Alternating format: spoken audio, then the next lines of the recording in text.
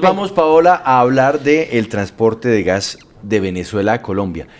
Y yo quiero arrancar este segmento, antes de que usted salude a su invitada, con un documento que me pasaron ayer en donde se veía el diseño o el trazado de un gasoducto. ¿Ese gasoducto existe o no existe? ¿Cuál es la realidad de eso?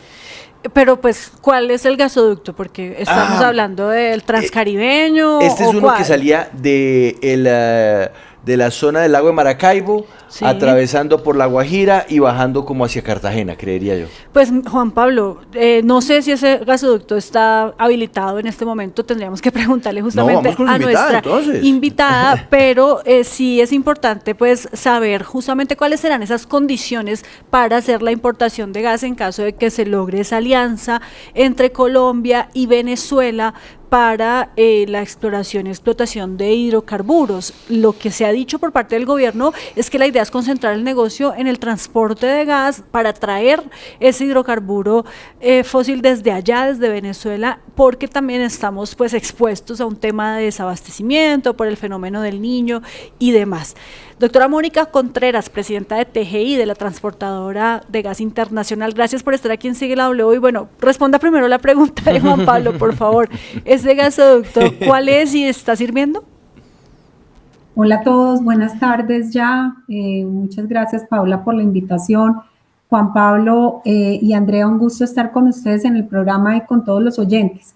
Bueno, lo primero que hay que decir, y yo creo que es importante de cara al programa, es entender un poquito el balance de gas. ¿Por qué estamos hablando de importación de gas de Venezuela o de importación de gas?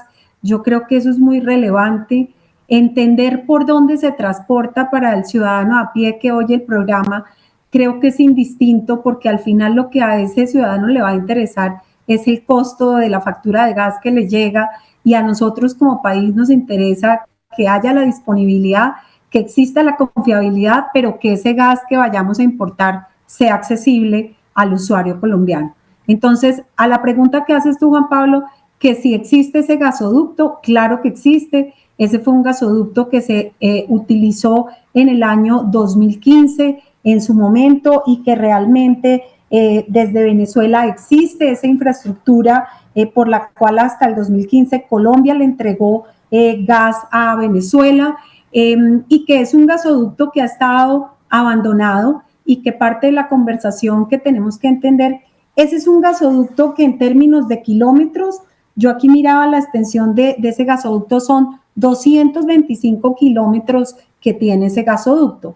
De esos 225 kilómetros, y es de propiedad de PDVSA, de esos 225 kilómetros, 80 kilómetros están en territorio colombiano y el resto está en territorio venezolano. Por tanto, tenemos que entender la condición del gasoducto tanto en territorio venezolano como en territorio colombiano, que reitero, hoy es propiedad de PDVSA. Pero sí existe, Juan Pablo. Bien, listo, perfecto. Entonces, está el tubo, pero usted además nos dice abandonado. Y me imagino que eso ponerlo a andar no debe ser tan fácil. Ahora sí, adentrémonos, Paola, en las realidades de nuestras reservas, en las realidades de nuestras necesidades, en fin, adentrémonos en el gas que tanto utilizamos los colombianos. Sí, pues usted nos adelantaba un poco sobre esta realidad, doctora Mónica Contreras, pero quiero profundizar en eso. ¿Cuál es, qué tan cierto es que nos vamos a enfrentar a un fenómeno del Niño y entonces nos podemos tener un problema de autoabastecimiento, pero también hay una pues idea de hacer exploración costa afuera y con eso pues lograr a partir de 2027 pues garantizar la soberanía energética en materia de gas? ¿Cuál es la realidad? Bueno, pues yo creo que es muy importante que tengamos claridad de lo siguiente, y es, yo creo que si hay algo relevante de todo esto que está hablando y de los anuncios del presidente y demás, es que está reiterando que el gas es el energético clave para hacer la transición energética. Y eso es un punto valioso para nosotros que estamos en la industria y para toda la industria de oil and gas en el país.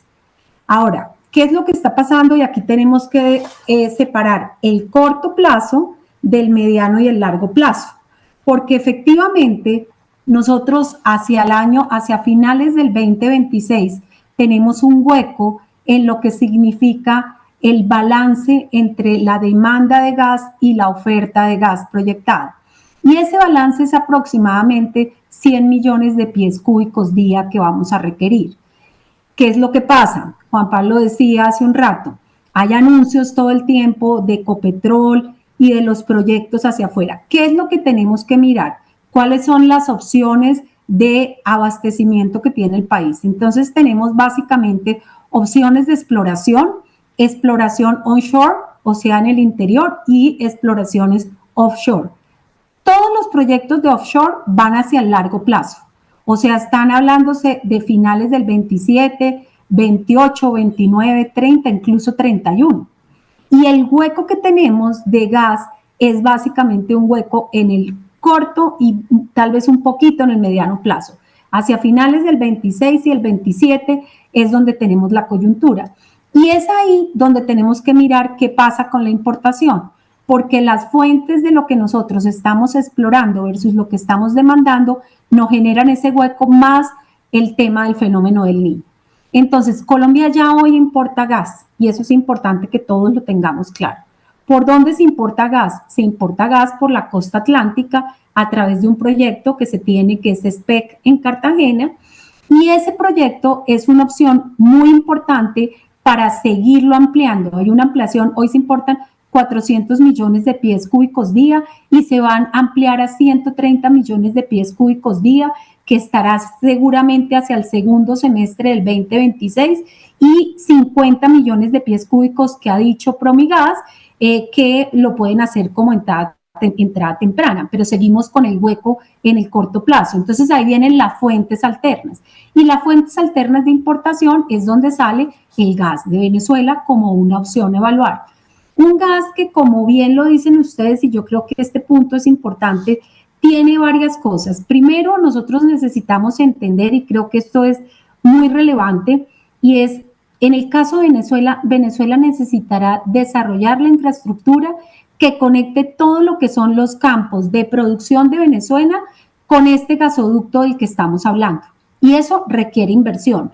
Si lo va a hacer PDVSA, si lo va a hacer un privado, si lo va a hacer, ayer oía justamente en este programa a Juan Carlos Echeverry hablando de otros socios para estos temas, como privados como Chevron, como EMI, como Repsol, y creo que son importantes verlos, pero ahí hay que hacer una inversión. Y la segunda inversión que hay que hacer es cómo se va a desarrollar esa infraestructura que conecte, o la inversión para reanudar la parte del gasoducto Antonio Ricaurte en lo que significa la parte de Colombia, los 80 kilómetros de Colombia, que dicho sea de paso, hay que entender en Colombia si cuando queramos hacer esa inversión no tenemos que ir a consultas previas, porque cuando se hicieron las consultas previas en su momento, entiendo que se levantaron como 60 consultas con las comunidades guayú y ese no es un tema menor.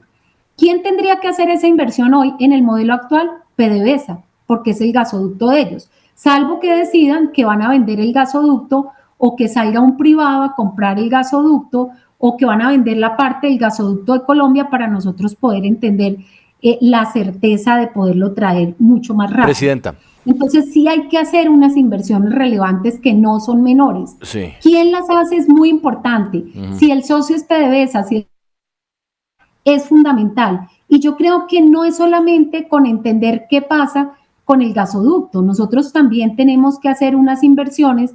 Ese gasoducto se tiene que conectar con un hub que queda en Ballena Barrancas, donde ahí está Jocol, filial de Ecopetrol, y seguramente entregarle ese gas a Jocol va a implicar que Jocol puede que tenga que hacer algunas inversiones también en todo lo que significa sus sistemas de compresión para poderlo meter en la red de transporte de Promigas en la costa y al interior de TGI. Presidenta, yo quiero que nos detengamos en la primera parte de la explicación que nos hace, porque sin duda entonces después de 2027 y hasta 2031 usted nos dice, vamos a ver cómo empieza a subir la capacidad de producción o de explotación de gas por parte de Colombia.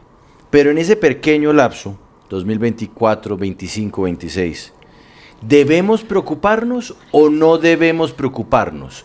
¿Hay riesgo real de desabastecimiento o tal vez hay que tener en cuenta que sí puede llegar a haber una escasez, más no como para que se preocupe y se genere algún tipo de alerta en el país.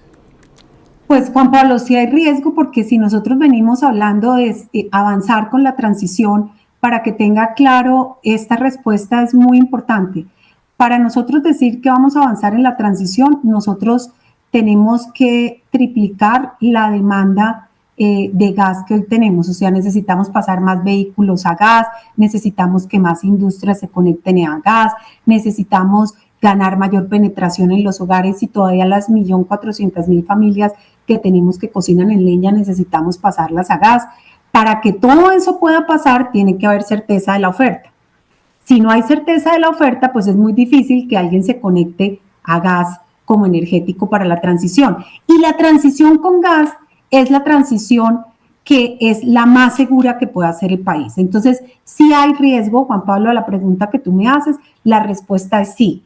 ¿Y cómo la tenemos que solucionar? Pues la tenemos que solucionar con opciones de importación, pero también hay otro tema que no podemos dejar de lado y este es un llamado, Juan Pablo, que yo he hecho muchas veces y que todo el gremio ha hecho al gobierno nacional a través del ministerio, a través de la CREC, que ya hoy nombró su nuevo director, hace unos minutos recibimos la noticia que ya tiene nuevo director, porque nosotros necesitamos la interconexión completa hoy que tenemos parcial de todo lo que es el sistema de transporte.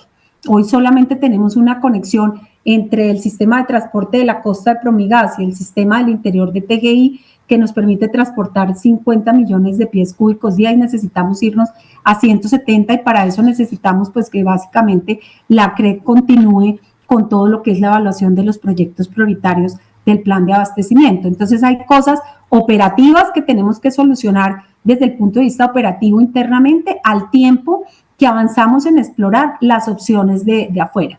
Y ahí, Juan Pablo, un punto fundamental. Venezuela hoy quema gas todo el día. No es solamente entender si es Venezuela la opción, sino si el precio que Venezuela nos va a dar va a ser el mejor precio que puede tener el usuario colombiano para seguirse conectando a gas, para que sea accesible y que sea el más cómodo que nosotros requiramos en el mercado colombiano. Y es que ese es uno de los problemas también que hay, por ejemplo, con la transición energética y es la interconexión. ¿Qué falta, doctora Contreras, para pues lograr todos esos proyectos de interconexión que ustedes pues tanto le han pedido al gobierno que concrete? Porque es que sí, se puede traer el gas importado o se puede producir el gas costa afuera, pero ¿y para llevarlo a las otras partes del país qué? Sí, nosotros necesitamos, ahí vuelvo y reitero, Paola, la conexión de los dos gasoductos. Ya los tenemos conectados, solamente estamos pudiendo transportar 50 millones de pies cúbicos y ahí necesitamos que se haga la evaluación de los proyectos prioritarios, de todo lo que significa básicamente el plan de abastecimiento y esa evaluación de esos proyectos prioritarios, quien la hace es la CREC, quien los avala es la CREC. Entonces los transportadores y particularmente los transportadores de la costa han presentado los proyectos, esa evaluación está parqueada y necesitamos desenredarla para poder hacer la inversión. Presidenta, usted hace un instante nos habló del tema de costos. ¿Es barato? ¿Es caro? ¿Cuesta lo mismo que traerlo de otro lado el gas de Venezuela? Pues yo creería, Juan Pablo, que tiene que ser mucho más barato que traerlo de otros lados porque es un gas que hoy en día queman. O sea, hoy en día lo están mandando realmente al medio ambiente y yo creería, y adicionalmente, recordemos, Juan Pablo, que en este negocio de lo que significa la tarifa que paga el usuario, pues básicamente el precio es la suma del precio de la molécula, que sería el precio que nos daría Venezuela, ¿de acuerdo? Más todo lo que es el costo del transporte y la distribución. Y el transporte y la distribución ya lo tenemos, ¿de acuerdo? Y aquí lo que tenemos que abocar es por un precio de una molécula que debe ser mucho más bajo, dada la baja demanda que tienen, porque hoy Venezuela nadie le está demandando el gas. Entonces, no es lo que nos pasa con el gas que importamos de otros sitios, que está realmente con todas las presiones de los precios internacionales. Ayer decía Juan Carlos Echeverry, ¿a quién sigue la W? Bueno, e incluso también lo dijo Saúl Catam, ¿no? Que la preocupación también es sobre la estabilidad política en Venezuela. ¿Usted comparte esa preocupación y es que de pronto comprarle gas a Venezuela sin saber muy bien cuál sea la situación política a futuro puede convertirse como en un boomerang que nos golpea al regresar? Sí, yo creo que, fíjate una cosa, uno no puede estigmatizar la importación de gas de Venezuela, ni la inversión en Venezuela, y creo que Echeverría ayer lo decía muy bien en el programa. Lo que sí preocupa es que el socio con el que esto se vaya a hacer sea PDVSA, ¿de acuerdo? Cuando pueden haber muchos privados interesados en esto, y yo creo que eso es parte de lo que, y entiendo que Ecopetrol también lo está viendo, porque hay muchos privados, están las empresas como Chevron, como EMI, como Repsol, y nosotros sí necesitamos pues entender qué pasa con las sanciones de Venezuela. Colombia requiere entender qué va a pasar con las sanciones que tiene el país. Bueno, pues muchísimas gracias, doctora Mónica Contreras, presidenta de TGI, la transportadora de gas internacional, y pues nos dio una noticia, Juan Pablo, y es que se acaba de nombrar por parte del gobierno al nuevo director. ¿Ya tiene el nombre? Tengo el nombre, pero sí hay que decirlo, directora Mónica, que es un encargo, ¿no? No está todavía en propiedad, es el señor Omar Frías. Paola, Omar está nombrado, Omar Freddy Frías, acaba de salir el decreto, por aquí lo estaba leyendo. Aquí ya lo tenemos, la resolución, en donde pues se confirma por parte del gobierno que se designa al señor Omar Freddy Frías Caicedo en su calidad de experto comisionado de la comisión para que ejerza las funciones de director ejecutivo por el término de 1 año. Muchísimas gracias por esta noticia. Nombra a Manuel Peña también creo que es importante, ¿no? Porque queda él y queda un comisionado adicional con encargo. Manuel Peña, para que ejerza las funciones de director ejecutivo suplente durante su encargo en caso de ausencias temporales del señor Omar Freddy Frías Caicedo. Esta noticia la estaba esperando, por supuesto, todo el sector, y ojalá pues se reactive la Comisión de Regulación de Energía y Gas, que mire, para todas estas cosas es que es importante que haya alguien en propiedad y que además avancen en la normativa y en la regulación. Muchísimas gracias, doctora Mónica. Gracias, Paola. Gracias, Juan Pablo. Un gusto haber estado con ustedes hoy. Muchas gracias. Es la presidenta de TGI, la transportadora de gas internacional.